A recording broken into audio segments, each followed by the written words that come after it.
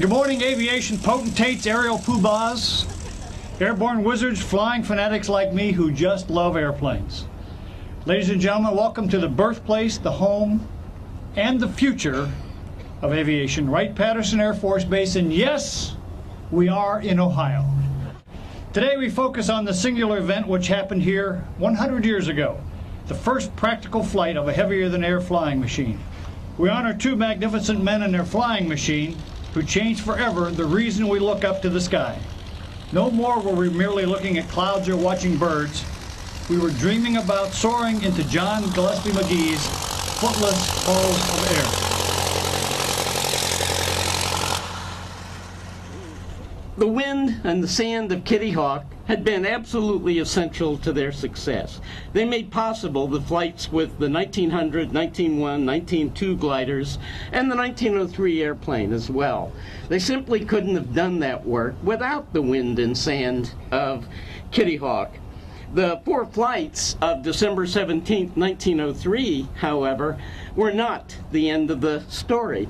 The best of those flights, as I think most of you know, was 852 feet in 59 seconds. The Wright brothers were sure that that demonstrated their success, that they had achieved powered, sustained, controlled flight.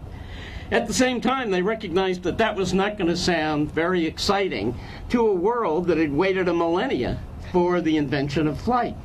So they came home. They weren't especially secretive about it. They invited the press when they first tried to fly here at Huffman Prairie in 1904. But they knew they had to continue the work. They had come here because it was expensive traveling to Kitty Hawk, camping out down there, living here, coming out on the interurban that ran right behind the line of trees over there. They could come out every day during good weather and fly day after day after day, continuing the process of development. And again, this is where it ended on October 5th, 1905, right here in the air over Huffman Prairie, when they flew over 39 minutes. Just an incredible day. What a time that one must have been.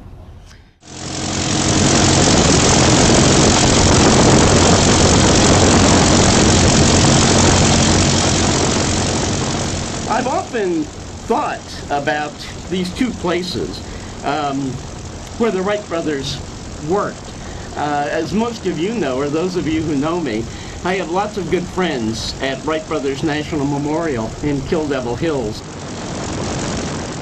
Kitty Hawk, Wright Brothers National Memorial, is truly a great place, but it's a commemorative space when everything is said and done.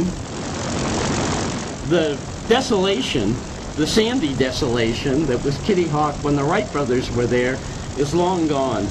I'm pretty sure that if the Wrights could return to Kitty Hawk, to Kill Devil Hills today, they wouldn't recognize the place. Now, if the Daytonians of 1913 had had their way, this would be a commemorative space as well. There were plans that year for a great monument right out there in the middle of Huffman Prairie.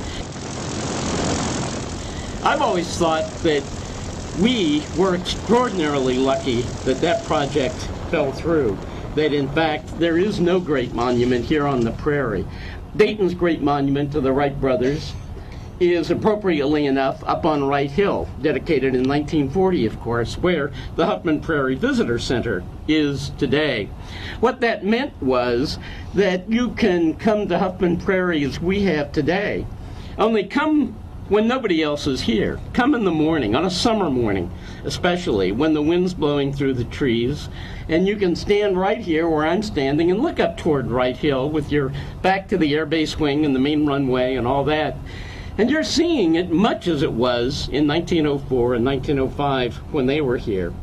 I think in a unique sort of way, the fact that the predecessor of the United States Air Force got a hold of this land in 1917 and didn't do anything with it was just an extraordinarily lucky event, because it meant that you can come back here and see this little piece of the original Ohio, just as Wilbur and Orville Wright knew it in 1904 and 1905.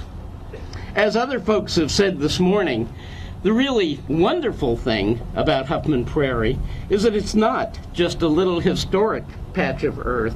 It's surrounded by this enormous complex that's dedicated to the advancement of the technology to which Wilbur and Orville Wright gave birth. How appropriate is that? I mean, that really does make it the most perfect kind of memorial that you could possibly imagine. I think that if the Wright brothers were to join us here today, they would find this extraordinarily satisfying. I'm sure they'd be pleased that all of us are here commemorating what they achieved here 100 years ago. We don't just think about the past when we're at Huffman Prairie, but we think about the past and the present. The past, the present, and the future. So again, I would invite all of you to come back to this place I love and have loved since I was a young child, when nobody else is here, and maybe stroll over through the natural prairie and just enjoy looking at this landscape that you share with them in looking much the way as it did when they were here, and just contemplate what events occurred here and what flight has meant to the nation and to the world.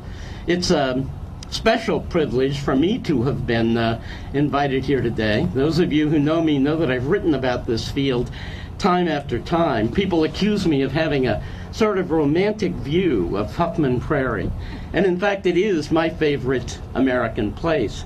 Unfortunately, I think all too often it's an almost forgotten American place. Those of us here in Dayton and in the area, and certainly students of the history of flight, are aware of Huffman Prairie and what happened here.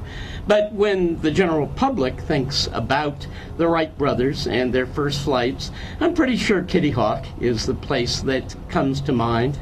We have a great national park of our own here in Dayton now, Dayton Aviation Heritage National Historic Park, that's preserving and commemorating the places that Wilbur and Orville Wright knew and telling their story. And I would urge all of you to talk up the national park. Go visit it. Go visit the various sites that are part of the park, and get your friends and neighbors to do the same thing. That is the best way in which we can honor the memory of Wilbur and Orville Wright and what their spirit has meant for the nation.